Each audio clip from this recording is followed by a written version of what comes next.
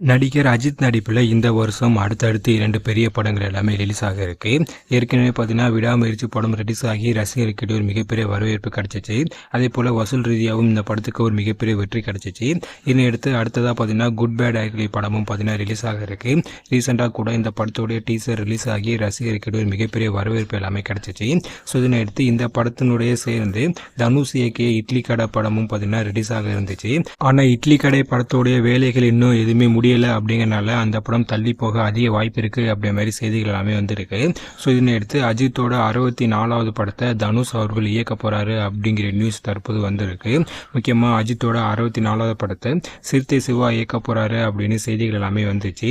இன்னமும் பார்த்தீங்கன்னா பிரசாந்த் நீலும் எடுக்க போறாரு அப்படின்னு செய்திகள் எல்லாமே வந்துச்சு. ஆனால் தற்போது நடிகர் தனுஷ் அவர்கள் இயக்க போறாரு அப்படிங்கிற செய்தி வந்திருக்கு. தனுஷ் தற்போது நீக் அதே போல இட்லி கடை அப்படின்னு நடிகரா மட்டும் இல்லாம டைரக்டராகவும் பெரிய பெரிய படங்கள் எல்லாமே இயக்கிட்டு இருக்காரு. இதனை தொடர்ந்து தனுஷ் அவர்கள் அஜித்தை வச்சு ஒரு படம் பண்ண போறாரு அப்படின்னு சொல்றாங்க. இந்த படத்தை அவரே ப்ரொடியூஸ் பண்ண போறாராம். இந்த படத்துக்கு அனிருத் அவர்கள் மியூசிக் பண்ண போறாரு அப்படிங்கிற செய்தி வந்திருக்கு. இந்த வருடம் இறுதியிலே இந்த படத்தோட ஷூட்டிங் எல்லாமே துவங்க போகுது அப்படின்னு சொல்றாங்க. ஸோ வெயிட் பண்ணி பார்க்கலாம். இதை பத்தி நீங்க என்ன நினைக்கிறீங்க அப்படின்னு கீழே கமெண்ட்ல சொல்லுங்க. இது போன்ற வீடியோக்கள் எல்லாமே தெரிஞ்சுக்க மறக்காம நம்ம சேனலை சப்ஸ்கிரைப் பண்ணுங்க. தேங்க்யூ.